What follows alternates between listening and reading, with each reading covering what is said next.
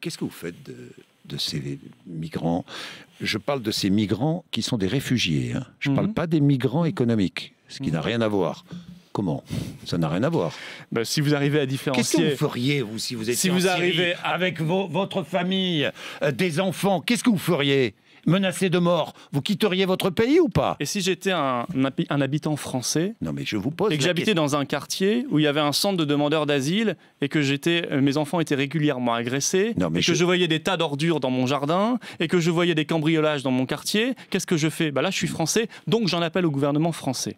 Voilà. Le reste, c'est de la responsabilité des pays dont ils sont originaires. Que doit faire la responsabilité? Vous les renvoyez dans ces pays, au risque d'être massacrés, d'être exécutés. Ne soyez pas naïfs sur les demandeurs d'asile. La demande d'asile aujourd'hui est instrumentalisée par des filières, parfois même mêlée à des filières, parfois même liées à des filières djihadistes. C'est absolument massif, de plus en plus important, et figurent parmi ces demandeurs d'asile des gens qui sont là simplement pour profiter d'un système extrêmement favorable pour eux, puisqu'on leur offre l'aide médicale d'État gratuite, parce qu'on leur offre le logement gratuit, le temps d'instruction de leur dossier, parce qu'on leur offre une allocation Allez demander aux 3000 migrants qui sont à Calais si le logement est gratuit. Qu'on est obligé d'offrir le logement gratuit et une allocation journalière, je vous en parlais, mais aussi les soins, etc., aux demandeurs d'asile, le temps d'instruction de leur dossier. Et bien ça doit être terminé. Plus de soins.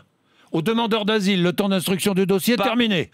Quelles que soient les maladies, plus de soins. Les soins normaux et éventuellement, on peut les soigner, oui. Non, on peut tout simplement refuser aussi de les accueillir comme demandeurs d'asile, ce qui évitera de se poser la question de les soigner ou pas. On refuse tous les demandeurs d'asile, si je comprends bien. Oui, mais cette question des soins vous indigne pour les réfugiés, mais elle vous indigne pas pour les petits retraités dans certaines campagnes. Bien sûr qu'elle m'indigne. Bien sûr, Florian j'espère, parce qu'on n'en parle pas. Vous supprimez le droit d'asile, vous supprimez le statut de réfugié.